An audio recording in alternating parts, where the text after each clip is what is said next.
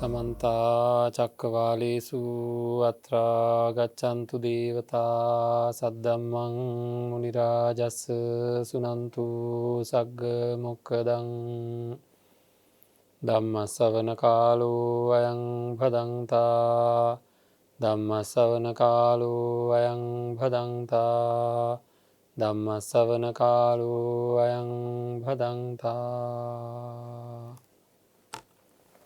නමෝ තස්ස භගවතු වරහතු සම්මා සම්බුද්දස්ස නමෝ තස්ස භගවතු වරහතු සම්මා සම්බුද්දස්ස නමෝ තස්ස භගවතු වරහතු සම්මා සම්බුද්දස්ස ඉතිකෝ පනේතං ආනන්ද වේදනං පටිච්ච තණ්හා තණ්හං පටිච්ච පරියේසනා පරියේසනම් පටිච්ච ලාභෝ ලාභම් පටිච්ච විනිච්චයෝ විනිච්චයං පටිච්ච චන්දරාගෝ චන්දරාගං පටිච්ච අජ්ජෝසානං අජ්ජෝසානං පටිච්ච පරිග්ගහෝ පරිග්ගහං පටිච්ච මච්චරියං මච්චරියං පටිච්ච ආරක්ඛෝ ආරක්ඛාදිකරණං පටිච්ච දණ්ඩදාන සත්තදාන කලහ විග්ඝහ විවාද තුවං තුවං පේසුඤ්ඤ මුසාවාදා අනේකේ පාපකා අකුසලා ධම්මා සම්භවಂತಿ තී සදා බුද්ධ සම්පන්න පින්වත්නි සම්මා සම්බුදුරජාණන් වහන්සේ දේශනා කරන්න යෙදුන ධර්මයට අනුව අපේ ජීවිතය සකස් කරගත යුතු තියෙනවා මේ ජීවිතය සකස් කරගෙන සසර ජීවිතය සුවපත් කරගෙන උතුම් නිවනින් සැනසෙනවා කියන අදිෂ්ඨානය ප්‍රාර්ථනාව හැමදෙනාම ඇති කරගත යුතුව තියෙනවා ධර්ම ශ්‍රවණය කරද්දී හැම වෙලේම හොඳින් මතක තියාගත යුතු කාරණාවන් යෝගී ජීවිතයක් ගත කරන්නට බලාපොරොත්තු වෙන පින්වන්ත අය ගත කරන අය මේ වෙනකොට ඊ타ත්ම ප්‍රවේශමෙන් ධර්මය හදාරනවා කියන්නට අපි දන්නවා ජීවිතය සකස් කරගන්න ලොකු උත්සාහයක් ගන්නවා කොච්චර අසාර්ථක වුණත් මම ආය නැවත මේ පින්වන්ත අයට කියන්න ඕනේ අපි මේ ගන්න උත්සාහය තුළ තරම් අසාර්ථක වෙන තවත් දෙයක් නැහැ. වෙනත් කාරණාවක් නැහැ අසාර්ථක වෙන.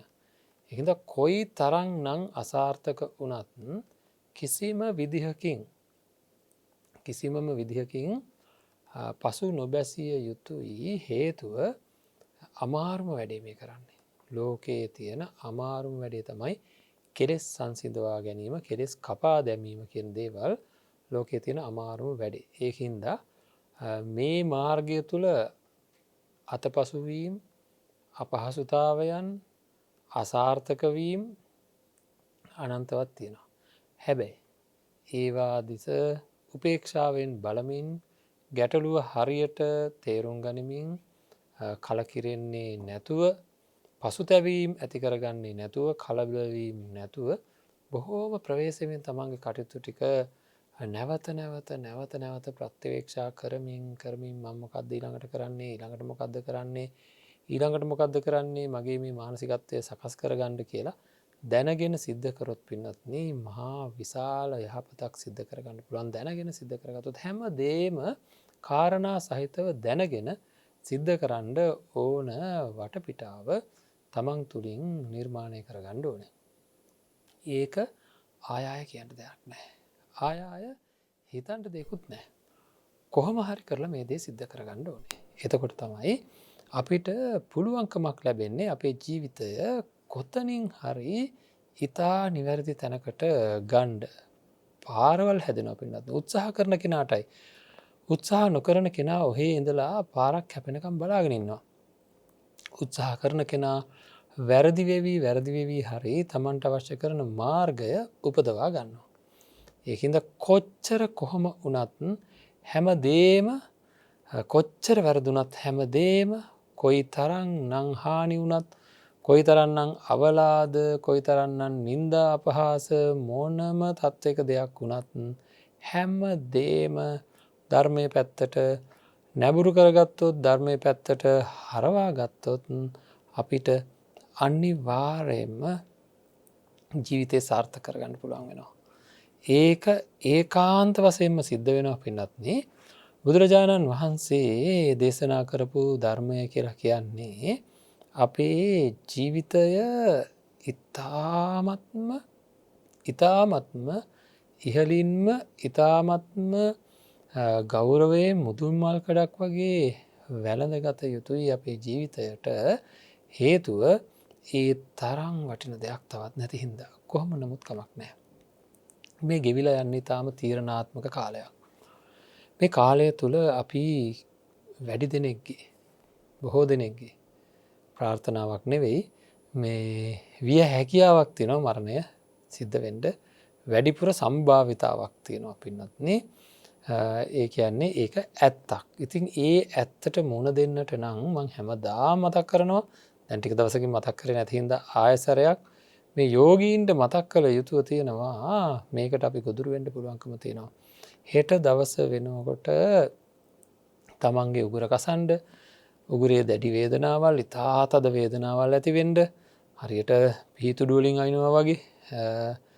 ඊට පස්සේ මුළු ඇඟම රිදෙන්ට පටන් අරගෙන උන ගැනිලා ඉතින් ගිහිල්ලා පරීක්ෂා කරනකොට හරි ඒකත් එක්ක දරුණු පැත්තටම නැබුරුවෙන්ට මුල ඉදම්ම දරුණු පැත්තට නැබුරුවේගෙන ගිහිල්ලා හුස්ම ගණ්ඩ අපහතාවයන් නැවිල්ලා ඉතිං කෙටි කාලයක් ඇතුළත ජීවිතයෙන් සම්පූර්ණයම සමුගණ්ඩ අතීතයට එක්වේවි අහවල් කාලයේදී ආපු කොරෝනා වසංගතය මෙන්න මේ තැනැත්තා මරණයට පත් වනාය කියලා. ඉතින් ඒ තැනට පත්වෙන්ඩ දින කීපයක් ඇති තව. ඉතින් ප්‍රශ්නයක් වෙන්නේ නැහැ කාටද ධර්මානුකූල ජීවිතයක් ගත කරපු අයට ධර්මානුකූල චින්තනයක් ඇති කරගත්ත අයට ධර්මානුකූලව හිතන පතන අයට ඒක ලොකු ප්‍රශ්නයක් වෙන්නේ නෑ. මොකද ඒක තවත් එක් සාමාන්‍ය සිද්ධියක් විතරයි. හැබැයි ධර්මානුකූල චින්තනයක් තිබුණත් යම් හයකින් බොහෝ පාපයන් සිද්ධ කරගෙන තියෙනවා නම් මේ වෙනකොට දැන් ධර්මානුකූල චින්තනයක් තිබ්බත් ප්‍රශ්නයක් එනවා. එනම් ඉතා වේගවත්ව භාවිත කාය, භාවිත සීල, භාවිත චිත්ත, භාවිත ප්‍රඥා කියන ගුණයන් වර්ධනය කරොත් ඒ සිද්ධ කරගත්ත පාප ධර්මයන් වලිනුත් අඩු කරගන්න පුළුවන්කම තියෙනවා. අහෝසි කරගන්න පුළුවන්කමක් තියෙනවා. හානිය අවම කරගන්න පුළුවන්කමකුත් තියෙනවා. ඒකද බොහොම කරුණාවෙන් බොහොම මෛත්‍රියෙන් මේ දේවල් ගැන අපි හිතන්න ඕනේ. මේ දේවල් ගැන අපේ පැත්තෙන් අපි ගැන විතරක් නෙවෙයි අන් අය ගැන බොහෝ වශයෙන් හිතන්නට ඕනේ. ඉතින් ඒක හින්දා කළ යුතු දේවල් හරියටම කරන්න.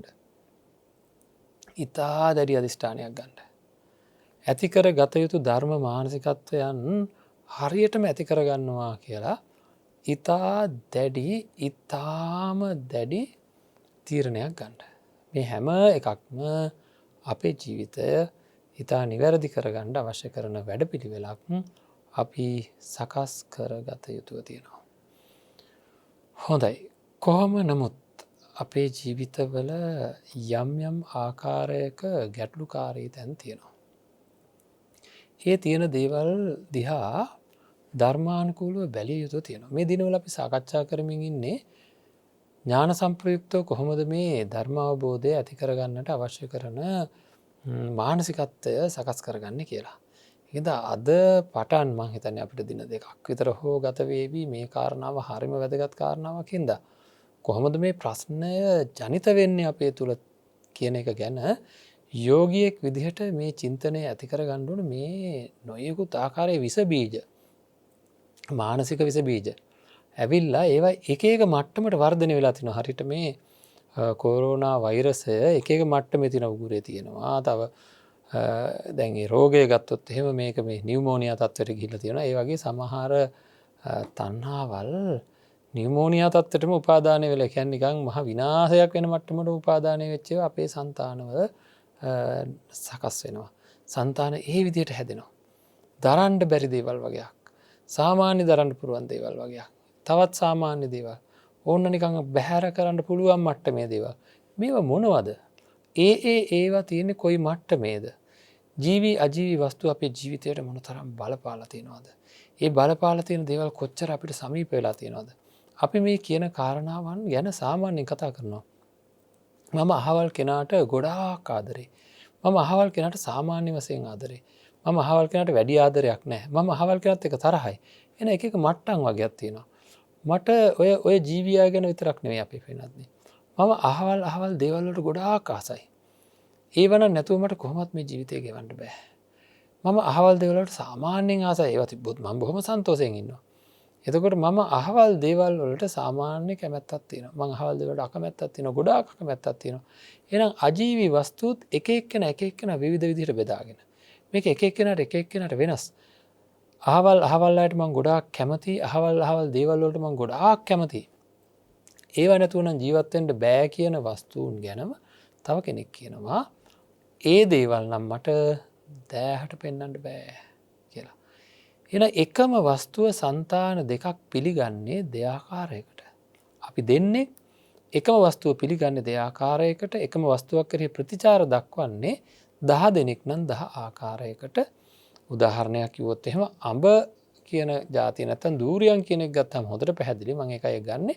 දූරියන් කියලා ගත්තහම අපි 10 දෙනෙක් තියලා දූරියන් ගෙඩියක් පෙන්නුවොත් එකම දූරියන් ගෙඩිය පේන්නේ 10 දෙනාගේ ප්‍රතිචාර 10 ආකාරයකට වෙනවා නම් එතන තියෙන දූරියන් වල ප්‍රශ්නයක් නෙවෙයි. එතන තියෙන ඒ අයගේ මානසික තත්ත්වයේ මොන හරි වෙනස්කම්. මොකද එක පැත්තක් නියතයක් කරලා අනිත් පැත්තේ විචලනය මේ බලන්නේ. දූරියන් ගෙඩියක් තියලා 10 දෙනෙක් තිබ්බහම 10 දෙනා හැසිරෙන්නේ 10 ආකාරයට නම් ඇහැට පෙනෙන රූපය අපි එක නියතයක් කරා. නියතයක් කරපුවාම වෙනස් වීම සිද්ධ වෙලා. එහෙනම් මානසික තත්ත්වවල තමයි වෙනස් වීම තියෙන්නේ ඒක ගැන. එහෙනම් අපි මෙන්න මේ මානසිකත්වය මොකක්ද කියලා තමයි අද පටන් අපි මේ සාකච්ඡා කරන්නේ. මේක මහා නිදාන සූත්‍රයට අනුව. මොකද යෝගියෙක් විදිහට මේ කාරණා දැනගෙන සිටිය යුතුමයි. ඒක කිසිමම කාරණාවක් නැහැ. යෝගියෙක් විදිහට මේ කාරණා දැනගෙන සිටිය යුතුමයි.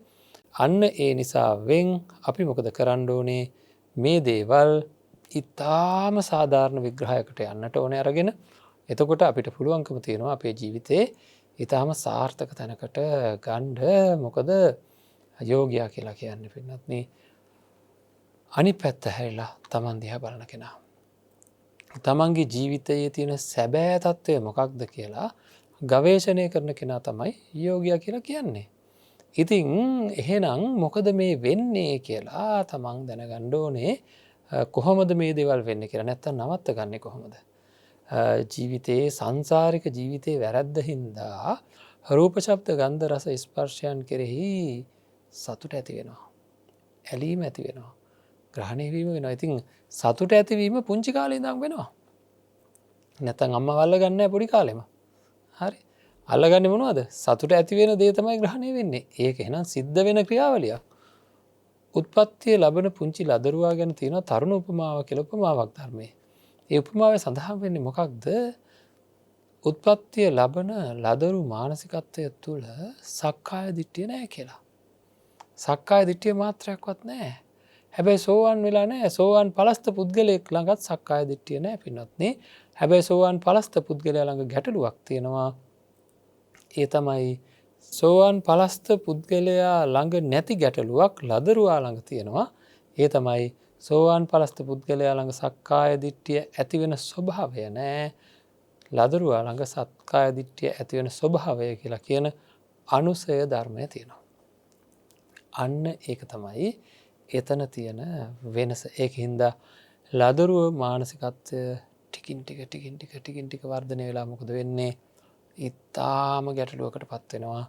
ඒ ගැටලුව තමයි සක්කාය දිට්ඨිය ඇති වෙලා මගේ ආත්මය කියන හැඟීම් ප්‍රබල වෙලා පුංචි කාලේ ඉඳන්ම ලොකු සටනකට ලෑස්ති වෙනවා. ඒ සටන එන්ඩෙන්ඩ දරුණු වෙනවා. අන්තිමට ඉතින් මේ සටන කියලා කියන්නේ මේ කඩු පොළු කිනිසි අරගෙන නෙවෙයි. නමුත් හැබැයි ඒ වගේ තමයි. බොහෝ දේවල් කෙරෙහි මේවා මගේ දේවල් මේවාට අත තිබ්බොත් බලා ගන්න පුළුවන් කියලා පුංචි කාලේ ඉඳන් සටන් බිමට කෑ ගහනවා, හූරනවා, යටිගිරියෙන් කෑ ගහනවා, ඉල්ලීම් දිනා ගැනීම සඳහා පුංචි කාලේ ඉඳන් ලොකු උත්සාහයක් යොදනවා. ඒක තමයි මනුස්ස ජීවිතයක සිද්ධ වෙන සිද්ධිය. මේ සිද්ධිය අපි ඉතාම ප්‍රබලව තේරුම් ගත යුතු තියෙනවා. මේ සිද්ධිය වටහා ගත යුතු තියෙනවා පින්වත්නි. ඒක අපේ පැත්තෙන් අපි ඉහළම දායකත්වයක් දරන්න ඕන මේවා තේරුම් ගන්න. ඉතින් මොකද මේවට හේතු කියලා ඇත්තටම අර දැන් අර දූරියන් ගෙඩියක් තියලා 10 දිනෙකට ඒ දූරියන් ගෙඩිය දිහා බලන්න කියලා මම කියනවනේ ඒ වගේ දේවල් පරේෂණ එහෙම පුංචි පුංචි පර්යේෂණ කරලා නිගමන වලට එන්න ඕනේ. ජීවිතය ගැන මොකද මේ වෙලා තියෙන්නේ? එක එක්කෙනා මොකද මේ එක එක විදිහට හැසිරෙන්නේ? එක්කෙනෙක්ම ගන්නකෝ කාලෙකට ඊ타ත්ම ප්‍රබලව යම් දෙයක් ගැන දැඩි ආසාවක් තියෙන කෙනෙක් ඒ දේ ගැනම තවත් කාලයකදී කිසි ආකාරයක උනන්දුවක් අවශ්‍යතාවයක් නැති තත්ත්වයකට පත් වෙනවා. කාලෙකට ඊටාම විශාල ආසාවන්ගෙන් පිරීලා තියෙන කෙනෙක් තවත් කාලයකදී එහෙම කිසිමම දෙයක් නැති තත්ත්වයකට පත් වෙනවා. ඉතින් මේවා ගැන අපි ඊ타ත්ම ප්‍රබල මානසිකාරයක් ඇති කරගන්න ඕන කොහොමද මේ තත්ත්වයන් වලින් අපි අත මිදෙන්නේ කියලා. හොඳයි. දැන් ඉතින් අපිට තව සිතිය යුතු පැත්තක් තියෙනවා මේක කොහොමද දැන් මේක තේරුම් ගන්නේ ධර්මානුකූලව කියලා. ඇත්තට මේ මොකද්ද වෙලා තියෙන්නේ කියලා. පින්වත්නි අපි අර ලදරු මානසිකත්වයෙන්ම පටන් ගමු. ලදරුවෙකුට මොකක්ද වෙන්නේ කියන එක ගැන අපිට හොඳ අදහසක් තියෙන්න ඕනේ. අපිත් මොකද ලදරුවෙක් විදිහටයි උපදින්නේ. පුංචි කෙනාට කිරි රස දැනෙනකන් අඬනවා.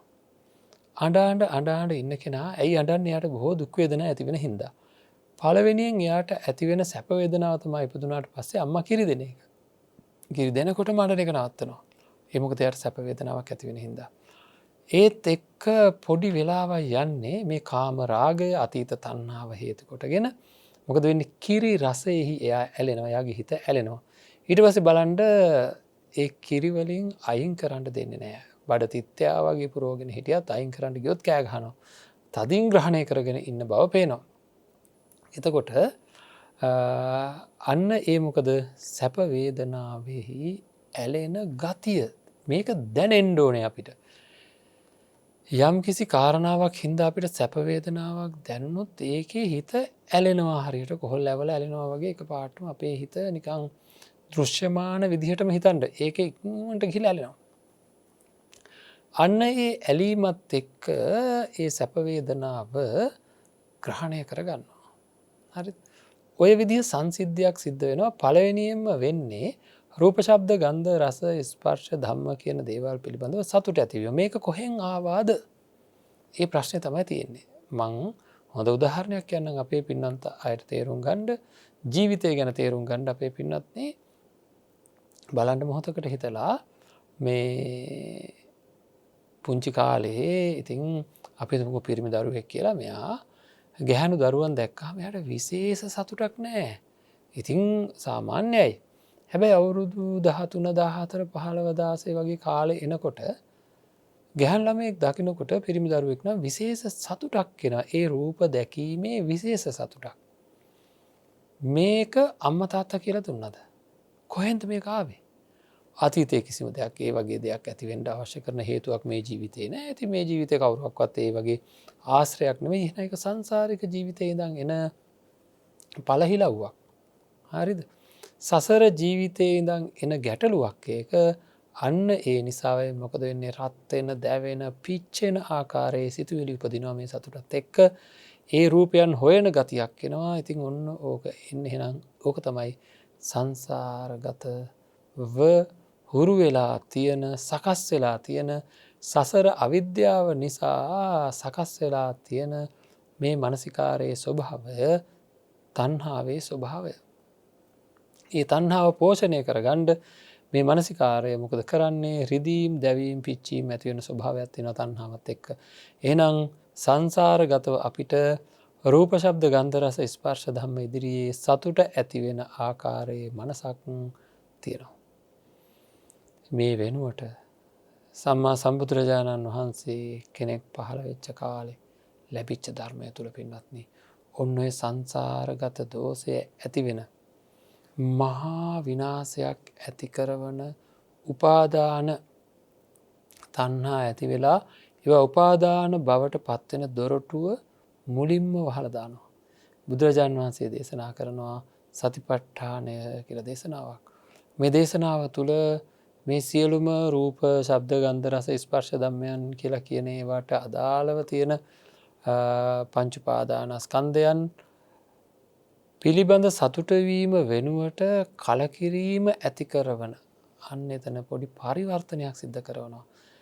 වෙනදාට සතුටු වෙච්ච දේවල් පිළිබඳව පංච උපාදානස්කන්ධය පිළිබඳව සතුට වෙනුවට කලකිරීම ඇති කරවන ක්‍රමවේදයක්. කලකිරීම ඇති කරවන ක්‍රමවේදයක් සකස් කරනවා. අන්න ඒ ක්‍රමවේදය තමයි අපේ ජීවිතය ඉතාමත්ම යහපත්තැන්ට ගන්න. ඉතාමත්ම යහපත්තැන්ට ගන්න යන්නේ ක්‍රමවේදය. ඉතිං ඔන්න ඔය ක්‍රමවේදය අපිට දැනුනොත් මට සසර දෝෂ ඇති වෙලා අනන්ත අප්‍රමාණ දුක්විඳින්ට වෙලා තියෙනවා. සමහර දේවල් මේ ජීවිතයේ උපාදානය වෙලා ඉතාම අපහසුතායන්වලට පත්වෙන්ට සිද්ධ වෙලා තියෙනවා. ඒවට හේතුනේ අන්න අර දොර මොකක් ඉති මං මොකද කරන්නේ. මං මොනුවත් දන්නේ. මගේ මේ මනස කියලා කියන මේ උපකරණයත් එක්ක මාව පහළ වෙලා මේ ලෝකෙට.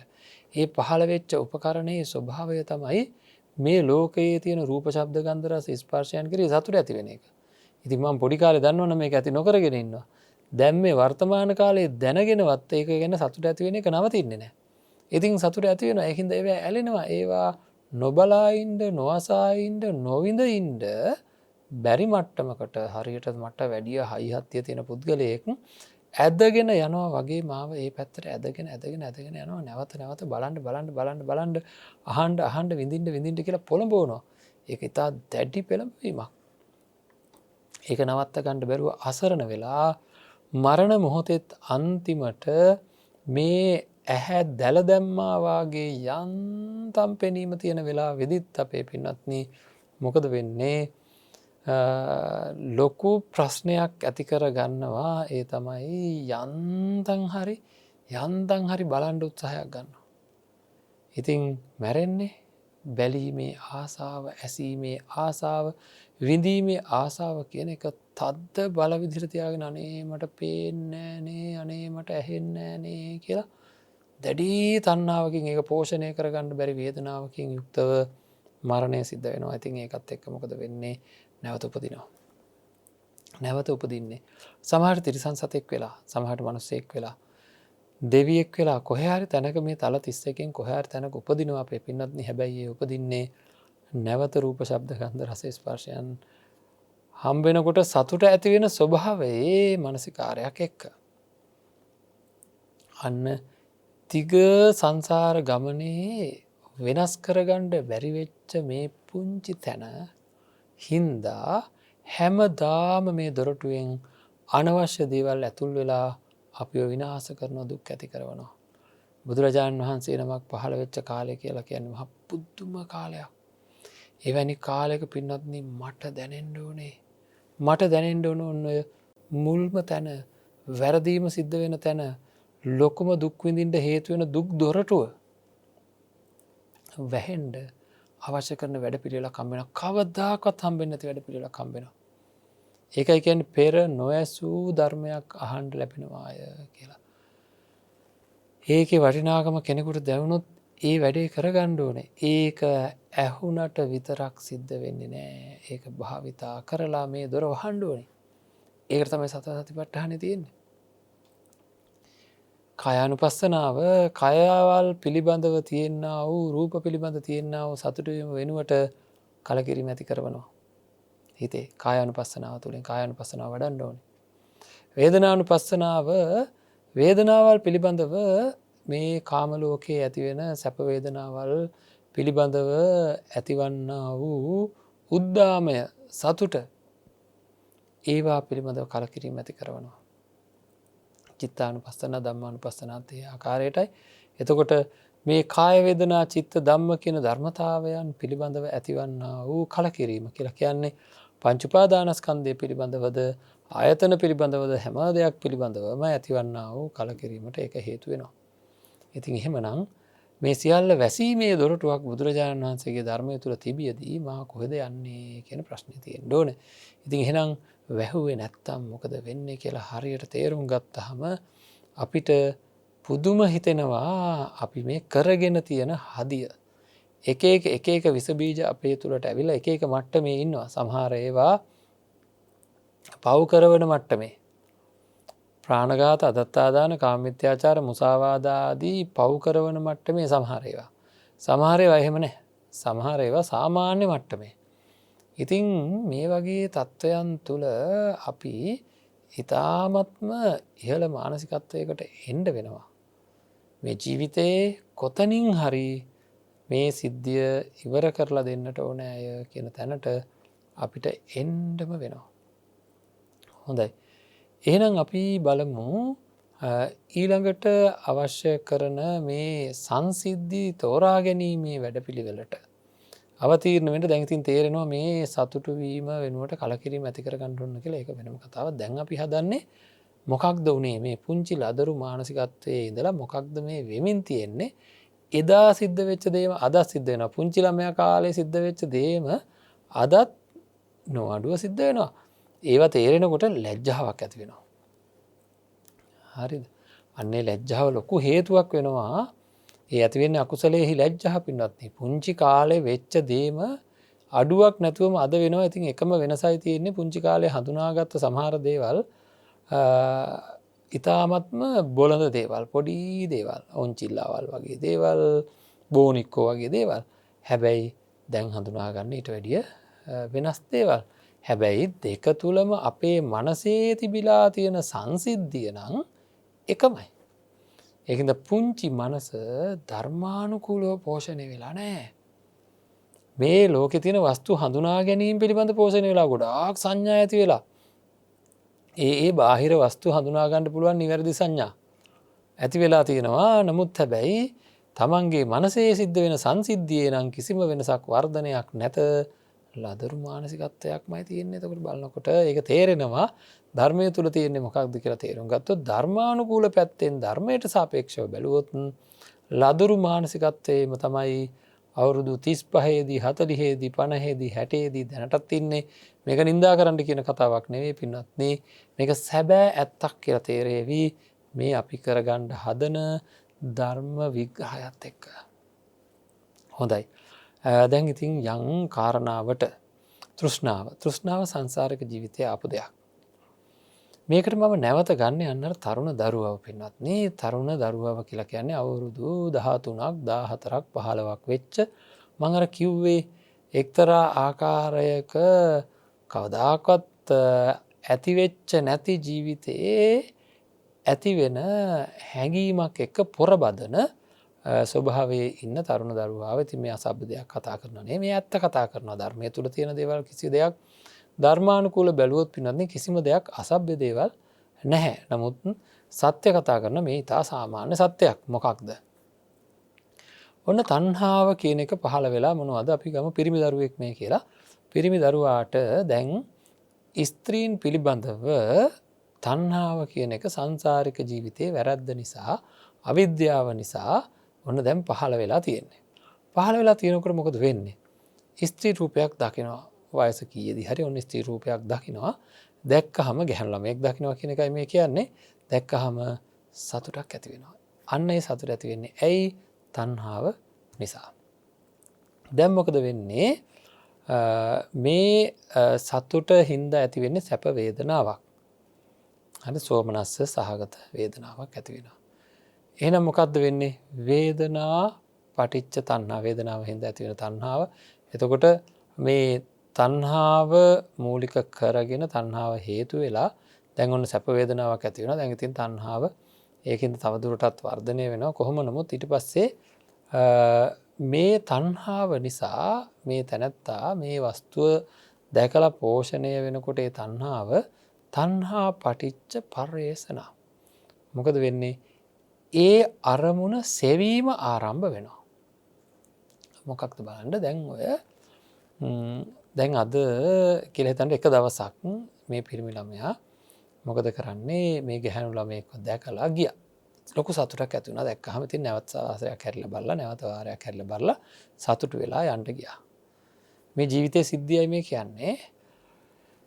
එතකොට හැමදේටම මේක සම්බන්ධ කරගන්න එහෙම වුණාට පස්සේ මොකද වෙන්නේ දැන් හෙට කියන්නකො හෙට ඒ පැත්තෙන් යැවෙනවා.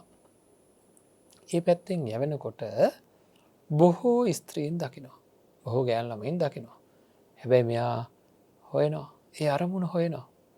අන්න එහි අරමුණ හොයන ගානට තණ්හාව වැඩි වෙනවා. ඇත්තටම එහෙම නොවුනනම් කියන්නේ ලොකු සතුටක් ඇති වුණේ නැත්තම් සාමාන්‍ය සතුටක් නම් ඇති වුණේ ඒක හැමම අමතක වෙලා යනවා. හරිද? ආයේ ඊළඟ දවසේ මේ පැත්තෙන් ගියාට එයාව හොයන්නේ නැහැ. නිකන් දැක්කා ගියා. දැක්කා සතුටකුත් ඇති වුණා ගියා. නමුත් නැවත හැරිලා බලලා නැවත හැරිලා බලලා නැවත හැරිලා බලලා සතුටු වෙලා වාර කීපයක් මේ රූපය දැකලා වැඩියෙන් සතුටු වුණා නම් ඒ ප්‍රදේශයෙන් යනවා නම් එහෙම නැත්තම් ප්‍රදේශයටම යන මට්ටමකුටපත් වෙනවා. ඒ ප්‍රදේශයටම යන මට්ටමකටත් පත් වෙනවා. හොයාගෙන යන මට්ටමට. ඒ කියන්නේ අරමුණු හොයන මට්ටමට එනවා. ඕක බලන්න ඕනේ තණ්හාව ඒ වස්තුව කෙරෙහි තිබුණා වූ තණ්හාව මේ වර්ධනය වීමක් වෙලා තියෙන්නේ. තිබ්බට වැඩිය වැඩි වෙලා. ඒකයි ඒකට කියන්නේ උපාදාන මට්ටම දක්වා තියෙන කරුණු ටික තමයි අපි මේ සාකච්ඡා කරන්න පටන් ගත්තේ. හරි. එතකොට වෙලා තියෙන්නේ මේ තණ්හාව කියන එක පරිේෂණය කියන පරිේෂණා කියන මට්ටමට පත් වෙලා කියලා කියන්නේ අරමුණ හොයන මට්ටමට පත් වෙලා. එහෙම වෙලා නැද්ද සහ දැනටත් එහෙම වෙලා තියෙන මේ ගැහැණු ළමයි ගැන විතරක් නෙවෙයි කියන්නේ ඕක බඩුවක් ගැනත් එහෙමයි. ඒ කියලා කියන්නේ රූප වාහිනියක් ගැන දුරකථනයක් ගැන කොහේ හරි තැනක රූප වාහිනියෙම දැක්කා වෙළඳ දැන්වීමක දුරකථනයක්. මේක ලස්සනට පෙන්වනවා මේක මේ වගේ කළ හැකි දේවල් ගොඩක් තියෙනවා කියලා. ඊට පස්සේ මොකද වෙන්නේ? ඒ අරමුණ හොයනවා. ඒක හොයනවා. ඒක ඇහැට දකින්න හොයනවා. ඒ ගැන විතර්ක සංකල්පනා ඇති කරගන්නවා. ඇති කරගෙන ඒක ආයසරයක් හොයන්න ආයසරයක් ඒ වෙළඳ දැන්වීම යනකම් බලාගෙන ඉන්න මේක සරයක් ගිය ආයසරයක් බලන්න ඕන කියලා ඒ වගේ මේවා ගන්න තියෙන්නේ කොහෙද? ඉතින් මේ අරමුණ හොයනවා දකින්න ඒක හොයනවා. අන්න එහෙම හොයන්න පටන් ගන්න වැඩි ආසාවක් ඇති වෙනවා. නැත්තම් දැක්කා ඒක හොඳ එකක් කියලා වෙළඳ දැන්වීම දැක්කා ඒක නම් හොඳ එකක් කියලා සමහර ඒවා හොයන්නේ නැහැ. ඒ කියන්නේ තණ්හාව පර්යේෂණය කියන මට්ටමට පත් වෙලා නැහැ. පත්තුනොත් වර්ධනය වීම. හොඳයි. මෙහෙම වර්ධනය වුණාට පස්සේ හොයනකොට පින්වත්නි සමහර දේවල් හම්බෙනවා. හම්බුනහම සමහර දේවල් හම්බෙන්නේ නැහැ. හම්බුනේ නැත්තම් මොකද වෙන්නේ කියලා බලන්න. ලොකු තණ්හාවක් ඉපදුනා හොයාගෙන ගියාම වාර ගාණක් දවස් ගාණක් හම්බුන්නේ නැහැ. අපි කියනවා හම්බුනේ නැත්තම් ඒක එහෙම අතහැරලා යනවා. එහෙනම් එතනින් ඉවරයි. පර්යේෂණ මට්ටමට පත් වෙනවා කියන්නේ හොයනවා කියන එක. හොයන මට්ටමට ආවට පස්සේ මොකද වෙන්නේ? හම්බුනොත් අන්න ඒ හම්බුනාට පස්සේ අපේ මනසේ තියෙන තණ්හාව තව වැඩි වෙනවා. ඒකට කියනවා පර්යේෂණම් පටිච්ච ලාභෝ. අරමුණ ලැබෙනවා. හොයන කෙනාටයි ලැබෙන්නේ. හොයන්නේ නැතුව අරමුණ ලැබෙන අවස්ථා තියෙනවා. එහෙමනම් අර පර්යේෂණය කියන එක නෑ එතන. හොයන්නේ නැතුව ලැබෙන අරමුණ එකම දේ නැවත නැවත දකින්න අපිට හම්බෙනවා. ඒ අරමුණ ආයේ ලැබෙනවා. නමුත් එතන ওই තණ්හා වර්ධනය වෙලා නැහැ. හොයන මට්ටමට ආපු දෙයක් ලැබෙනකොට කියනවා ලාභය කියලා. හරිද? අන්න ඒ ලාභය කියන්නේ තණ්හාව උපාදාන මට්ටමට යන ගමනේ ඊළඟ පියවර. පර්යේෂණය පළවෙනි පියවර, දෙවෙනි එක ලාභ කියන පියවර. මේ ලාභෝ කියන තැනට ආවට පස්සේ පුංචි ප්‍රශ්නයක් තියෙනවා. ඒ ප්‍රශ්නය තමයි පින්වත්නි මේ තණ්හාව ටිකක් වැඩි වෙලා තියෙන්නේ. ඒ කියන්නේ අරමුණු නැවත නැවත ලැබිලා තියෙන්නේ. හරිද? එතකොට දැන් මොකද වෙන්නේ? දැන් මේ පර්යේෂණය කියන එක ලාභය බවට පත් වුණා. ලාභං පටිච්ච විනිශ්චයෝ. ලාභය නිසා මොකද කරන්නේ? විතර්ක පහළ වෙනවා. අන්න ඒ විතර්ක ඒ කියන්නේ අරමුණෙහි ඉෂ්ට ස්වභාවය අනිෂ්ට ස්වභාවය නිශ්චය කරලා ගන්න ස්වභාවයකට වෙනවා. විතර්ක කර ඒක ගැන අරමුණේ ඉටු අනිටු ස්වභාවය මේක හොඳ දෙයක්ද නරක දෙයක්ද කියලා දිගටම හිතන්න පටන් ගන්නවා. අන්න ඒ තත්ත්වයට ආපුවාම ලාභයෙන් එහා ගිය තණ්හාවෙන් පෝෂණය වෙච්ච එක දැන් විතර්ක පහළ වෙනවා. විතර්ක පහළ කරමින් ඒ අරමුණේ හොඳ නරක හොයනවා. මං ආය අහනවා අපේ පින්නන්ත අයගේ මේ අපේ ජීවිත කතාව නෙවෙයිද? ජීවිතේ සිද්ධ වෙච්ච දේ සහ සිද්ධ වෙමින් තියෙන දේ නෙවෙයිද? බලන්න මේ තුලින් සිද්ධ වෙන අනතුර මොකක්ද කියලා. දැන් මොකද කරන්නේ? මේක හොඳ නරක විනිශ්චය කරනවා. ඉවරක් නැහැ කල්පනා කරනවා. ඒ කියන්නේ අන්න එතකොට තමයි කියන්නේ අර පිරිමි ළමයා නේද දෙමව්පියෝම ඔය කාලෙට හොයා ගන්නවා මොකක් හරි පටලැවිල්ලක් තමුසෙට කියලා කියනවා. මොකද කල්පනා කර ඉන්නවා වැඩි කියලා කියනවා. හරිද? ඉතින් එහෙම ඒ තමයි කල්පනාවට තමයි කියන්නේ සංකල්පනා විතර්ක ඒක හොඳද නරකද මේ වගේ කල්පනා රාශියක් එන්න පටන් ගන්නවා. එතකොට මේ තණ්හා වැඩි වෙලා තියෙන්නේ. හරිද? ඉතින් ඒ විතර්කය තමයි අපි අරමුණ දක්වා අරගෙන යන්නේ. එතකොට මේ විදිහට විනිශ්චය කියන මට්ටමට ඇවිල්ලා ඒකේ ඊටු අනිටු බව විනිශ්චය කරමින් නිශ්චය කර ගැනීම සිද්ධ වෙනවා. සිද්ධ වෙනකොට මොකද වෙන්නේ? ආයක ඉෂ්ට දෙයක් කියලා. තේරුණොත් දැනුණොත් ඒ වගේම නැවත නැවත මෙනෙහි කරමින් ඊළඟ පියවරටත් මේක වර්ධනය වෙනවා පින්නත්. ඒ තමයි නිච්චයං පටිච්ච චන්දරාගෝ කියන තැනට අන්න චන්දරාගය මේ කැමැත්තෙන් ඇතිවෙන ඇලීම කියන තැනට යනවා. චන්දරාගය ඇතිවෙන මේ කැමැත්තෙන් ඇතිවෙන තණ්හා නිශ්චිත ඇලීමක් ඒ චන්දරාගය කියලා කියන්නේ. හරිද? ඉතින් මේ චන්දරාගය කියලා කියන තැනේදී තණ්හා නිශ්චිත සතුට ඇති වෙනවා. හරි. එතකොට එන්ඩෙන් මේ පිළිබඳ සතුටකුයි වැඩි වෙන්නේ දැන් හිත ඒකට ඇලීමක් ඇති වෙලා තියෙනවා. කැමැත්ත සහගත කැමැති සහගත තණ්හා සහගත ඇලීමක්. හරි. ඉතින් ඔන්න ඔය ඒ කියන්නේ දැන් ටිකක් ගැලවෙන්නට බැරි මට්ටමට මේ තණ්හා වර්ධනය වෙලා තියෙනවා. එතකොට ඉතින් මොකද වෙන්නේ? ඒ ඇලිච්ච දේෙන් ගැලවෙන්න බැරි වෙනකොට නැවත දැකීමේ ආසාවල් ඉතින් ඇති වෙනවා. ඇසීමේ ආසාවල් ඇති වෙනවා. විඳීමේ ආසාවල් ඇති වෙනවා. තණ්හාව එන්න පෝෂණය වෙනවා. දැන් පඩි 4ක් නැගලා තියෙන්නේ. මොනවද? තණ්හාව පර්යේෂණ බවට පත් වුණා. පර්යේෂණය ලාභේ බවට පත් වුණා. ලාභය විනිශ්චය බවට පත් වුණා. විනිශ්චය චන්දරාගය බවට පත් වුණා. ඒ ගානට ගියාම නම් අමාරුයි. දැන් ඉතින් නැතුව බැරි මට්ටමකට ඇලිච්ච දේවල් කියලා කියන්නේ නැතුව බැරි මට්ටමක තියෙන දේවල්. හරි. එතකොට ඒක ලොකු ගැටලුවක්. ඉතින් ඒ තත්ත්වයට පත් වුණාට පස්සේ තවත් විතර්ක පහළ වෙනවා. නැවත දකින්න ඕන වෙනවා. නැවත අහන්න ඕන වෙනවා. නැවත විඳින්න ඕන වෙනවා. ඉතින් මේවා පිළිබඳව තමන්ගේ තත්ත්වයෙන් හිතන්න ඕන. දැන් මේ අපි කතා කරපු තැනට එනකන් ආපුවාම චන්දරාගය ඇති වෙන තැනට එනකන් ආපුවාම දැනෙන්න ඕනේ මේක ඔය කියන මූලික තණ්හාව නොතිබුණා නම් පර්යේෂණය කියන එක එන්නේ නැහැ. පර්යේෂණය කියන මට්ටමට ආවේ නැත්තම් හොඳට තේරෙනවා ඒක දැන් අපිට හොඳට තේරෙන්න ඕනේ. අරමුණ සෙවීම කියන එක මට්ටමට මගේ මනස ගියේ නැත්තම් කවදාක්වත් අරමුණ ලැබීම කියන එක කියන මට්ටමට එන්නේ නැහැ. හරිද? එහෙනම් අරමුණ සෙවීම කියන තැනට මගේ හිත ගියා. දැන් හොයනවා අර පරණ දැක්ක දේ, අහපු දේ, විඳපු දේ හොයනවා. ඒ හොයන්න ගියොත් තමයි ලැබීම කියන එක ලැබෙන්නේ. හරි? එතකොට අරමුණ සෙවීම නැත්තම් ලැබීම එන්නේ නැහැ. එතකොට ඒ කියන්නේ පර්යේෂණය නැත්තම් ලාභය එන්නේ නැහැ. ඒ ලාභය නැත්තම් ඒ කියන්නේ එහෙම අරමුණ ලැබීම සිද්ධ වුණේ නැත්තම් විතර්ක විනිශ්චය එන්නේ නැහැ. ඒ මොකද අර එක සැරයක් දැක්ක දැන් අරමුණ සෙවීම ආවා ලැබීම ලාභය කියන එක එන්නේ නැහැ වෙලාවකට අපේ ජීවිතේ එහෙම වෙලා තියෙනවා. ඒතර දැනෙන්න ඕනේ මේ හිත පටිච්ච සමුප්පන්නවයි මේවා වෙන්නේ හේතු ඇතුවයි වෙන්නේ. නේද? බාහිරින් මේ සමහර අරමුණු කෙරෙහි අපිට අරමුණ සෙවීම ආවට අරමුණ ලැබීම ආවේ නැත්තම් ඒක එහෙම මේ හිතේ යට යනවා. එහෙනම් මේ ප්‍රශ්නේ වෙන්නේ කාරණා සහිතව. හරිද?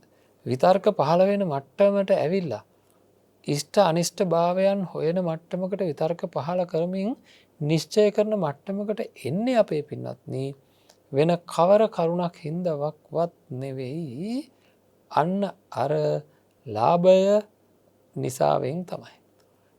එහෙම ඊට අනිතු බව හොයන මට්ටමට ආවොත් විතරයි මේ කියන චන්දරාගය කියන එක හටගන්නේ.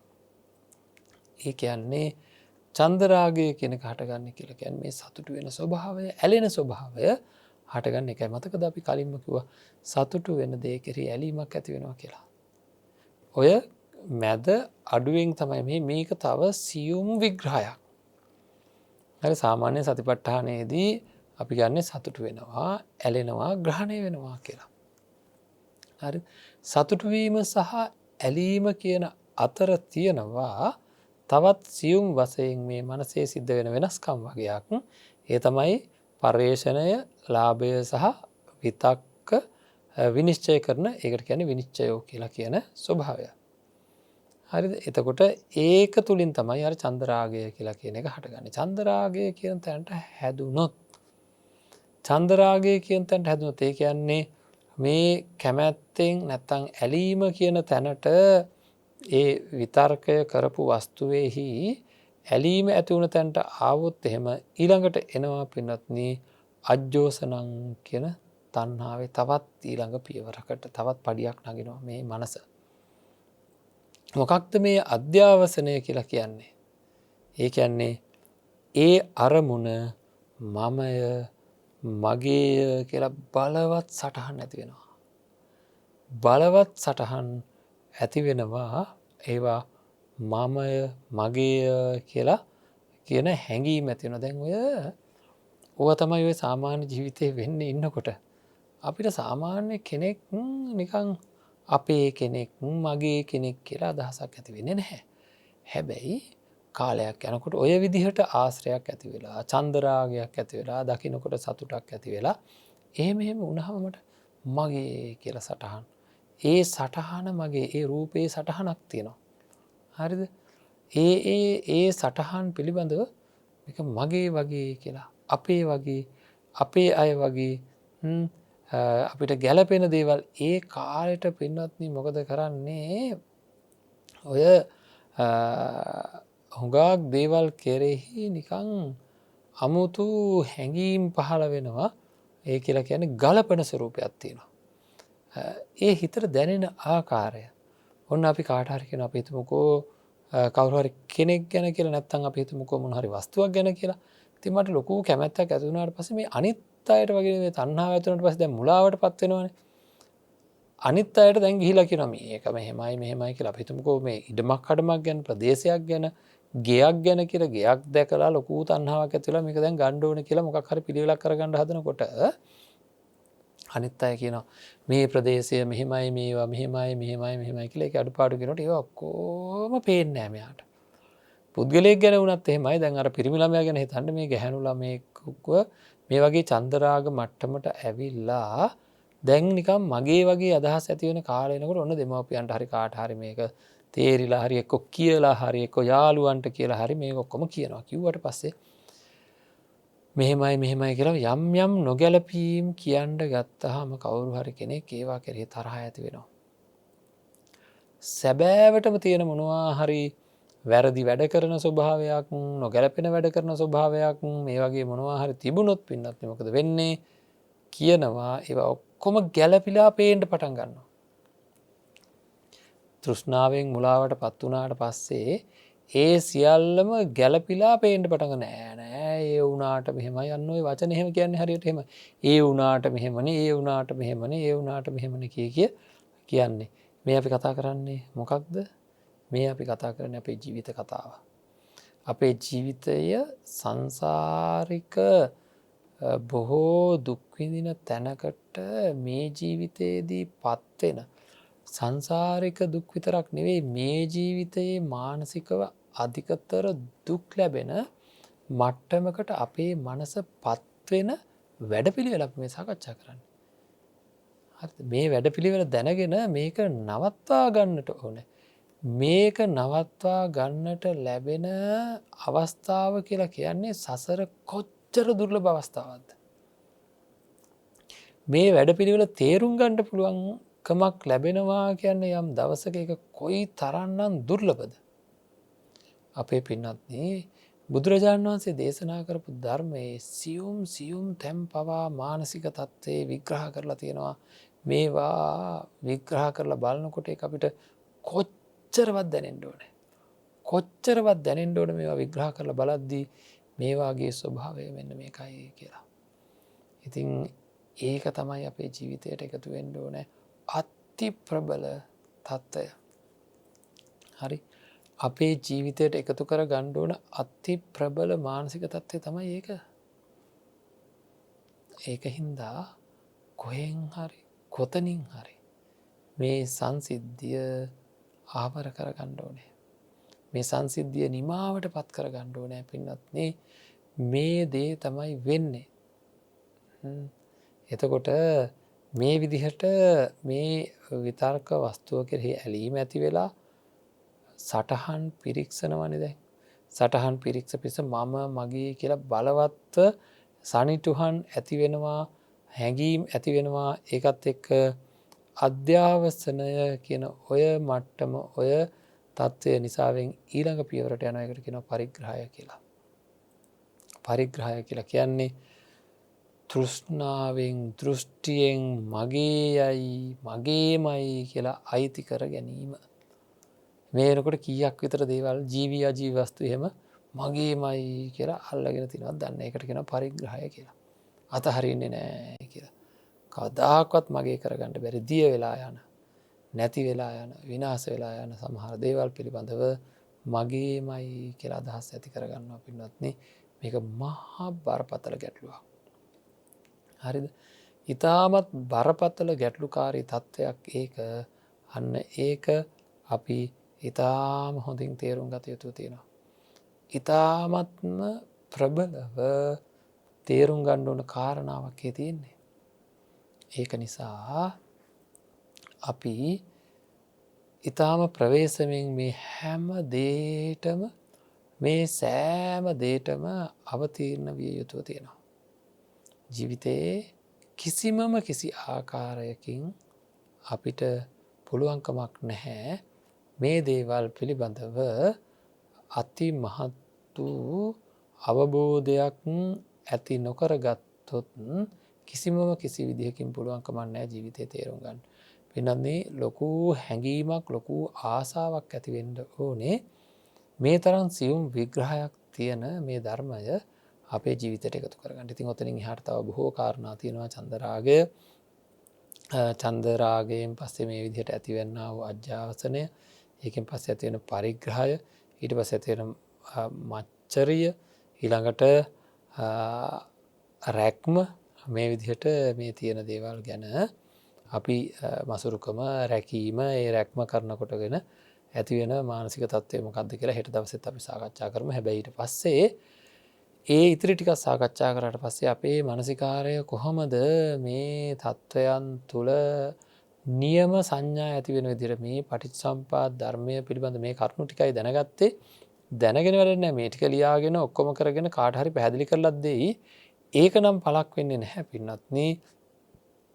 අවශ්‍ය කරන්නේ එතනින් එහාට කොහොමද අපේ ජීවිතයට මේ කරුණු ටික එකතු කරගෙන මේක ආපස්සට හරවන්නේ කොහොමද කියන එක ගැන සාකච්ඡා කර ගැනීම. මේක ආපස්සට හැරෙව්වොත් උපාදානය වෙච්ච වස්තු ටික ටික උපාදානය නොවෙන්නත් උපාදානය වෙමින් තියෙන වස්තු උපාදානය දක්වා යන ගමන නවත්තලා ආපහු ගන්නටත් හැකියාවක් ලැබේවි. ඉතින් ඒ පිළිබඳ කාරණා සහිතව අපි සාකච්ඡා කරලා කොහොමද මේක කරන්න කියලා තේරුම් ගමු. තේරුම් අරගෙන මේ ජීවිතය සාර්ථක කරගෙන සසර ජීවිතය සුවපත් කරගෙන උතුම් නිවනින් සැනසෙන වැඩ පිළිවෙල ආරම්භ කරමු. ඒ සඳහා හැම දෙනාටම ශක්තිය ධෛර්යය වීරය අධිෂ්ඨානය වාසනාව ප්‍රඥාව ලැබේවා කියලා ප්‍රාර්ථනා කරනවා. හැම දෙනාටම සම්මා සම්බුදු සරණයි. ආකාසට්ටා චුම්මට්ටා දේවා නාග මහිද්దికා පුඤ්ඤන්තං අනුමෝදිත්වා චිරං රක්ඛන්තු ශාසනං චිරං රක්ඛන්තු දේශනං චිරං රක්ඛන්තු මං පරන්ති.